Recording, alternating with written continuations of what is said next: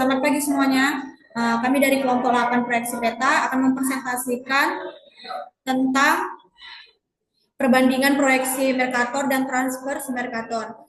Yang berisi ada 3 orang. Yang pertama Durani Wulandari, Sony Olivia Sianipar, dan Indriani Fitri. Yang pertama akan dijelaskan oleh Durani.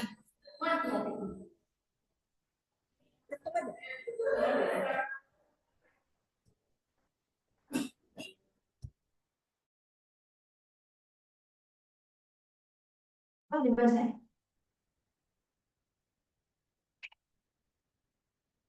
Nggak nampak, Ci.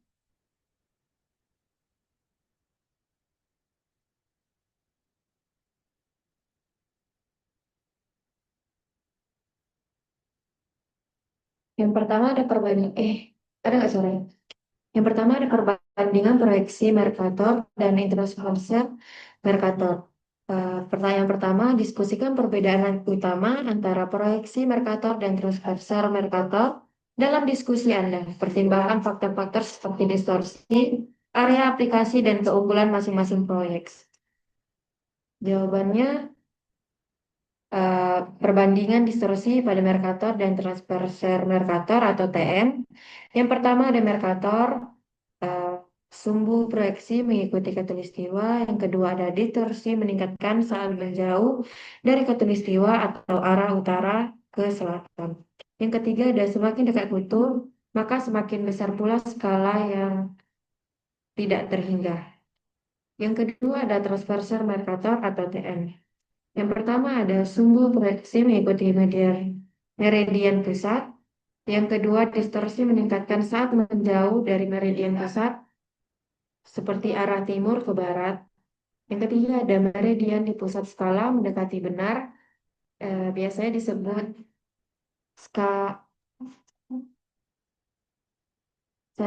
sering diberi skala faktor kurang dari 1.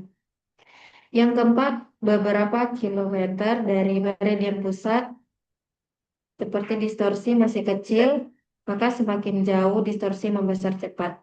Intinya, Mercator distorsi membesar saat menjauh dari khatulistiwa, sedangkan TM distorsi membesar saat menjauh dari meridian pusat.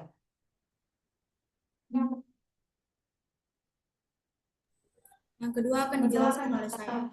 Dalam kondisi apa masing-masing proyeksi lebih baik digunakan, misalnya untuk peta dunia, peta wilayah lokal, atau pemetaan kadaster. Proyeksi Mercator lebih baik digunakan untuk peta dunia navigasi.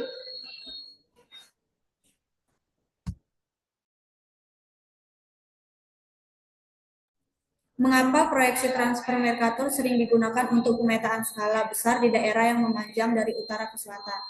Jawabannya, proyeksi transfer Mercator sering digunakan untuk pemetaan skala besar di daerah yang memanjang dari utara ke selatan karena proyeksi ini mampu memetakan wilayah panjang secara vertikal dengan distorsi skala yang sangat rendah pada zona sempit di sekitar meridian pusat. Dengan menggunakan zona sempit sekitar 6 derajat bujur, proyeksi ini menjaga distorsi skala di bawah satu bagian per 1000, sehingga bentuk dan sudut tetap konformal dan peta tetap akurat, terutama untuk area yang memanjang dari utara ke selatan. Selain itu, faktor skala pada meridian sentral dikurangi sedikit untuk meminimalkan distorsi, membuat proyeksi ini sangat cocok untuk peta topografi dan pemetaan wilayah dengan arah utara-selatan yang dominan.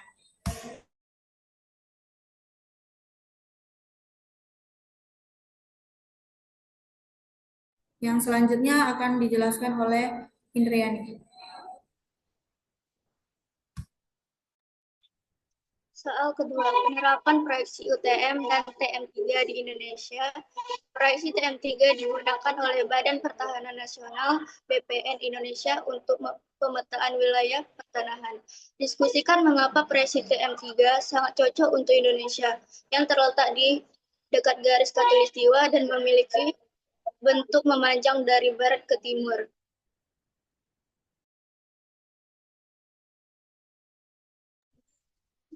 Mengapa TM3 dengan zona 3 derajat bujur lebih cocok untuk Indonesia dibanding dengan proyeksi lain seperti UTM? TM3 dengan zona 3 bujur lebih cocok untuk Indonesia karena zona lebih sempit sehingga distorsi skala lebih kecil dibanding UTM 6 derajat. Meridian pusat lebih dekat dengan lokasi pengukuran, membuat hasil koordinat lebih akurat untuk pemetaan detail. Indonesia memerlukan ketelitian tinggi untuk pemetaan pertahanan dan infrastruktur sehingga TM3 lebih sesuai daripada UTM yang distorsinya lebih besar.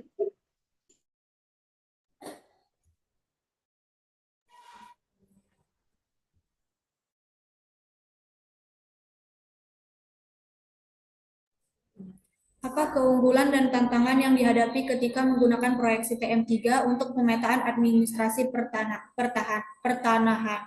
Yang pertama, distorsi sangat kecil karena zona 3 derajat membuat meridian pusat selalu dekat dengan area pemetaan. Yang kedua, akurasi tinggi, cocok untuk pemetaan detail pertahanan. Contohnya PSU, batas bidang, dan pendaftaran tanah. Yang ketiga, konsisten secara nasional karena zona-zona TM3 disusun mengikuti kondisi geografis Indonesia. Yang keempat, memudahkan integrasi peta skala besar, terutama untuk sistem pertahanan seperti PTSL dan KKP. Tantangannya yang pertama ada banyaknya zona membuat koordinat tidak dapat langsung dibandingkan antara zona tanpa transformasi. Yang kedua, memerlukan pemahaman teknis lebih tinggi terkait parameter zona dan meridian pusat. Yang ketiga, konfirmasi dari UTM atau sistem lama membutuhkan transformasi yang tepat agar tidak terjadi pergeseran koordinat. Yang keempat, dalam beberapa daerah yang luas atau tidak berarah utara sampai selatan, distorsi masih bisa muncul jika area melintasi batas zona. Singkatnya, TM3 memberi akurasi tinggi untuk tanah, tetapi membutuhkan manajemen zona dan transformasi koordinat yang lebih cermat. Yang selanjutnya akan dijelaskan oleh Durani.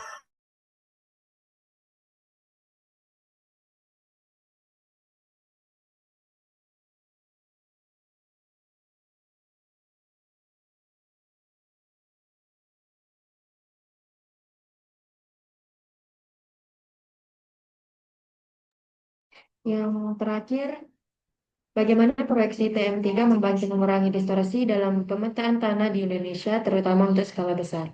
Proyeksi transverser Mercator 3 derajat atau TM minus 3 derajat membantu mengurangi distorsi dalam pemetaan tanah skala besar di Indonesia karena ada dua alasan utama.